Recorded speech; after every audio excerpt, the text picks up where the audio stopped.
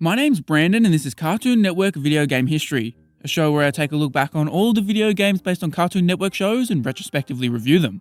It's the moment you've all been waiting for. Over 3 years in the making. It's been so long that actual prominent YouTubers have now covered this game. It's time for Dexter's Laboratory, Mandark Lab. Getting this game to run was such a pain. The only game that can even remotely compare is Adventure Time Finn and Jake Investigations, but even that doesn't come close to the annoying nature of Mandark Lab. When I first tried to review this game years ago, I just couldn't get the game to run. When I came back to it again recently, I had the same issues. In short, I attempted this on 4 different emulators. Shout out to DuckStation coming through in the clutch here. Released on March 2, 2002 in North America and April 12 in Europe, Dexter's Laboratory Mandark Lab is the first and only Dexter's Lab game on home consoles, being exclusive to the PlayStation 1. The PlayStation 2 came out at the end of 2000, so this game was a very late PS1 game. This also makes it the only Dexter's Lab game not to be on a Nintendo console. This exclusive title was developed by Red Lemon Studios. Founded in Scotland way back in 1996, Red Lemon was built up by 3 ex-Gremlin Interactive devs. In 1998, they would partner with Sega to develop games for the Dreamcast, and in 1999, they would release their very first game. This was a tie-in to Braveheart, which was extremely timely and relevant, seeing as the film had only been released for 3 whole years at that point. That they may take our lives, but they'll never take our freedom! After that stellar debut, they'd release a couple more games before winding up working on Dexter's Lab. Finally, they'd release Farscape the game later that same year before going bankrupt in 2003. A wild bit of trivia is that Mandark Lab was first shown to the public at E3. This has actually happened a few times over Cartoon Network's history. God, do I miss the days when a Cartoon Network game would legitimately be announced at E3. Such simpler and quainter times. The reception for Mandark Lab seems to have been mixed, but for a Cartoon Network game, especially in this era, that's actually a positive. Sitting on a 62 Metascore, its most positive review was from the official US PlayStation magazine, who gave it a 7, while the lowest score was a 5.2. A 7 out of 10 from something like official PlayStation Mag is pretty promising for a game like this. Because of how old this game is, I couldn't find too many reviews, but I did find this sterling user review from the legend that is Christian E. Okay, I guess. 9 out of 10. Godspeed, you chaotic motherfucker. The critical reception seems kind of promising, and you guys have been falling over yourselves for 3 years to let me know that I haven't reviewed this game yet. The Mandark Lab comments are only second to the Teen Titans comments that I get on every single video. If this game is god-awful, I'm blaming each and every one of you. But before I dive in, make sure you're subscribed. I've seen a massive influx of viewers since my Battle Through Time review, which has been my most successful video debut by an enormous margin. To make sure you don't miss out on any of the exciting plans I have coming up, including the launch of Nickelodeon Video Game History, make sure you're subscribed. But now, on with the review.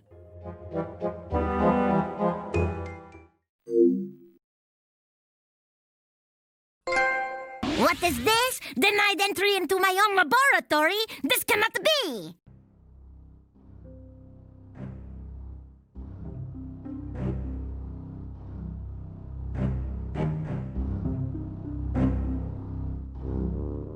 Mandark Lab sets out to blow you away with its first impression. Upon starting up the story mode, you're immediately hit with a staggeringly high quality cutscene. This is a pretty extensive bit of original animation. Well, at least I'm pretty sure it's original animation. I couldn't find any episodes that seem to match the plot of these cutscenes. This is unique in that most Cartoon Network games either have 3D in-engine cutscenes or have a very basic and cheap looking form of 2D animation that sort of mimics the show's style. Instead, we have multiple cutscenes throughout the game that were clearly done by the same people in charge of the show. I'm loving this already. Powerpuff Girls Relish Rampage, which was on the next generation of consoles, didn't even have this. It also feels like this game has enough story content to fill out an entire Dexter's Lab episode. While the story was playing out, I got the vibe that this was a story that came straight out of the writer's room. Essentially, Mandark sneaks into Dexter's Lab and completely takes it over, locking Dexter out entirely in the process. It's your job to find a way back into the lab and then regain control from Dexter's arch nemesis. After being blown away by the TV quality animation, the next thing I was blown away by was the in-game graphics. Well, blown away is a massive exaggeration on my part, but I was impressed. I have the game running up-resed to 1080p textures, but even on the base setting, it's very respectable. This game takes place in Dexter's house and lab, and while it's not the biggest environment in terms of scope, I was definitely satisfied with what I was seeing. Characters also looked really natural in their 3D models. So the game kicks off and you naturally start exploring Dexter's house. Later on, you'll be doing the same thing in the lab. I always love stuff like this. Any game that gives you the chance to explore iconic locations in 3D just always massively appealed to me. Whether it's this, the Simpsons house and Springfield in Hit and Run, or Retroville in the Jimmy Neutron game, a quick way to winning me over is by doing some form of this. The soundtrack for Mandark Lab slaps too. Seriously, listen to some of these tracks. There was no need for the soundtrack to go this hard in a throwaway Dexter's Lab game on the PS1, 2 years after the PS2 released, but I appreciate it so much.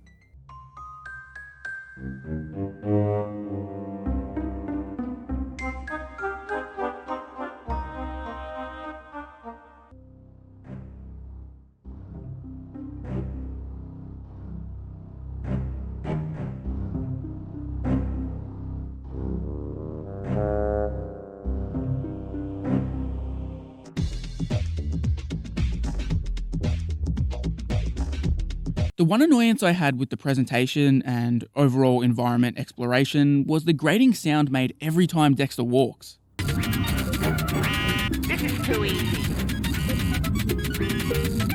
It's unbelievably annoying, just an absolute assault on your ears. The final thing I should mention about the presentation is that Mandark's Lab is fully voice acted. No, it's not just voice acted in the 2D cutscenes or major story moments. Every single line of dialogue in this game is voice acted. If I remember correctly, I was the best dodgeball player in school, although I did have some high-tech help. This seems like a no-brainer, but so many licensed games skimp out on this.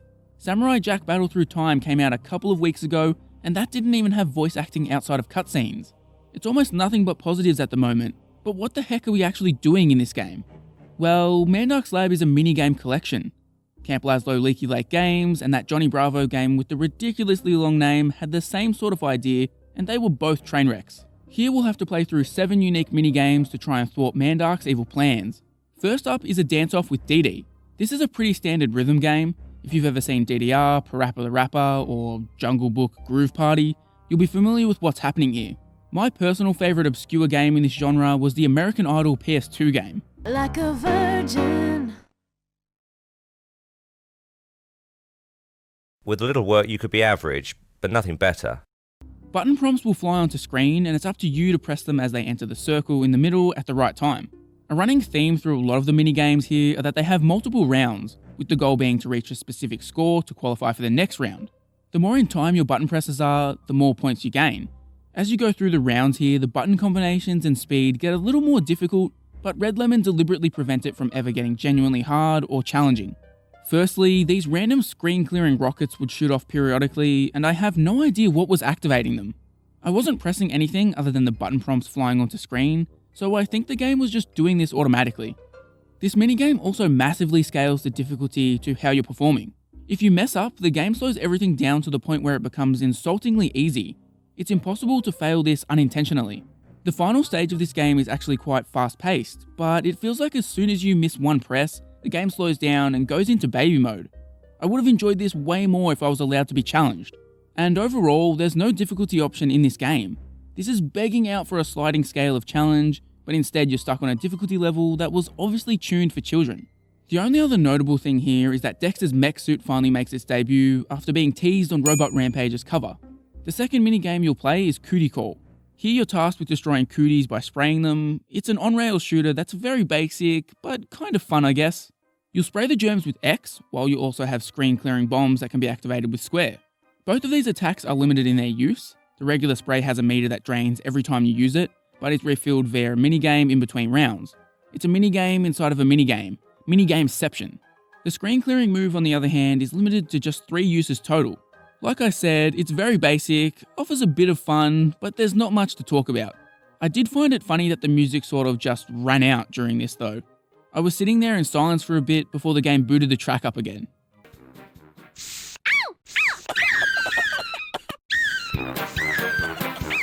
Once you destroy the disgusting cooties that live within the depths of DD's room, you regain access to Dexter's lab and can start exploring it. Dexter's in the lab again. The third minigame I participated in was Up and Atom. Up and at them! Here you jump in a ship and shoot down rogue atoms to collect their cores. It's a ship shooter that, like pretty much everything else we're going to see here, is basic. X or triangle is used to thrust, square and circle fire your weapon, and L1 or R1 are used to perform a stun attack. This is easily the worst minigame so far. The other two hadn't been stellar or anything, but this one was just so boring and provided even less challenge. Continuing the theme of every game having one weird quirk, the draw distance here is laughably small. It was so bad that it actually had a slight impact on finding the atoms, but it's so easy that it never hinders you too much. Much more enjoyable is What's Bug in Dexter. This game is an obstacle course where Dexter needs to chase down and swat a bug 5 times. You'll hold down X or triangle to run, square and circle will jump, and L1 or R1 will swat. While I did enjoy this, the camera angle Red Lemon chose is god awful. Why did they think this was acceptable?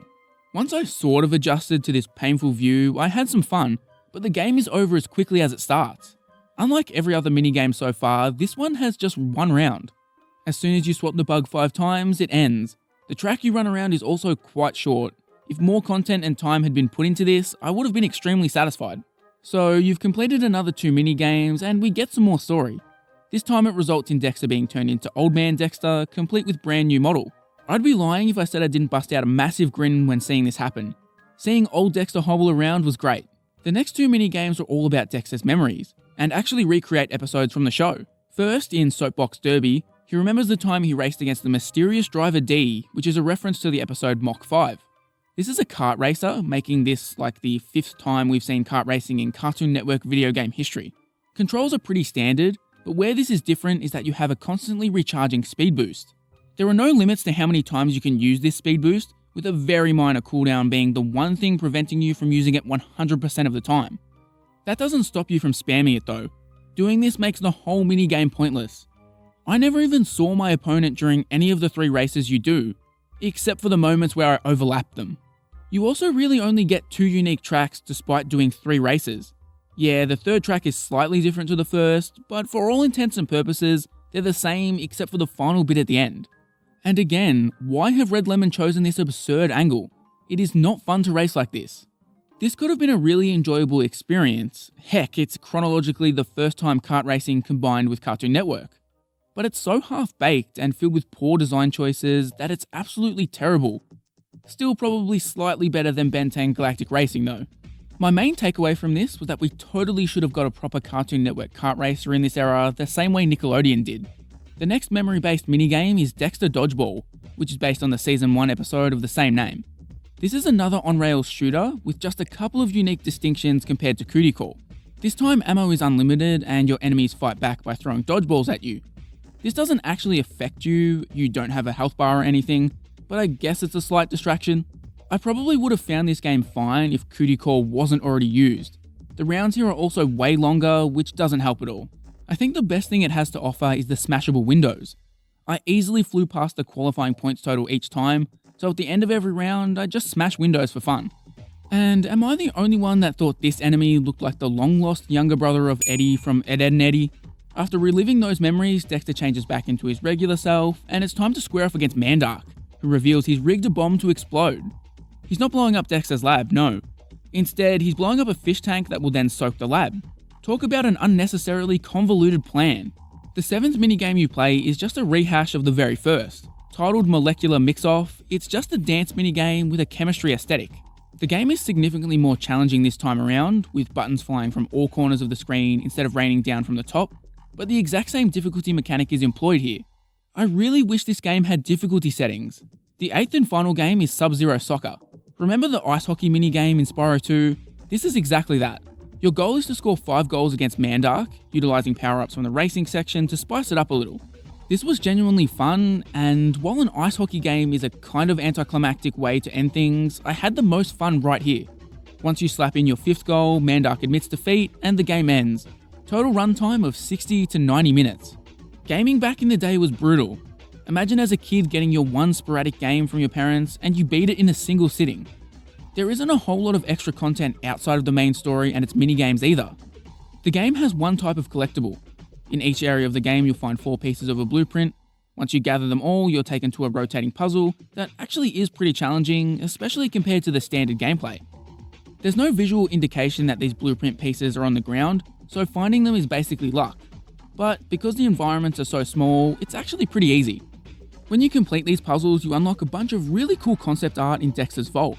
There's even a cool drawing of Genndy Tartakovsky. Oh hell yeah, I unlocked the Glizzy Gobbler 3000. As you'd probably expect, there's also a mode where you can replay each minigame, even allowing a second player to jump in too. But outside of that, there's not much to do once your 90-minute playthrough is over.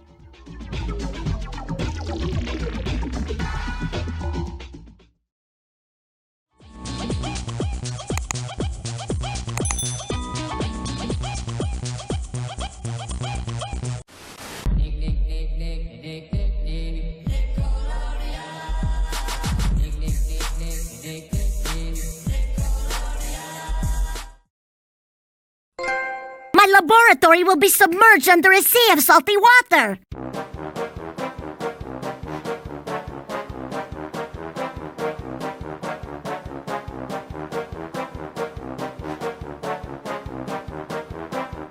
Well, Mandark's Lab was definitely better than Johnny Bravo and Camp Laszlo. Honestly, overall, I enjoyed my time with Mandark's Lab. It is massively flawed, with basically every single minigame featuring one major design issue, but even with all of that, I still walked away feeling positive. When you compare it to the stuff we see today, Dexter's Laboratory Mandark's Lab doesn't seem special, but in the context of when it was released, it truly is.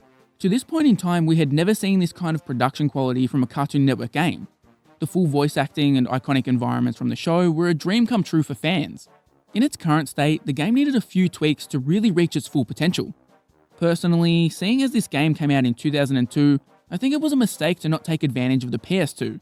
Harnessing the extra power of that console could have allowed them to do so much. Not only would it look better, but they could have had more intricate minigames and even more environments to explore. Imagine if we got to go around Dexter's school or Mandark's lab, or even interact with the Justice Friends, Agent Honeydew and Monkey. There's a lot of missed potential, but I can confidently say this is the best Dexter's Lab game ever released. Next time, I'll be starting Nickelodeon video game history. Yes, that's right, next week the highly anticipated Nickelodeon video game history begins. Nick has had a lot more critically acclaimed games over the journey, so it should be an extremely interesting ride. To make sure you don't miss out on a single episode, hit that subscribe button.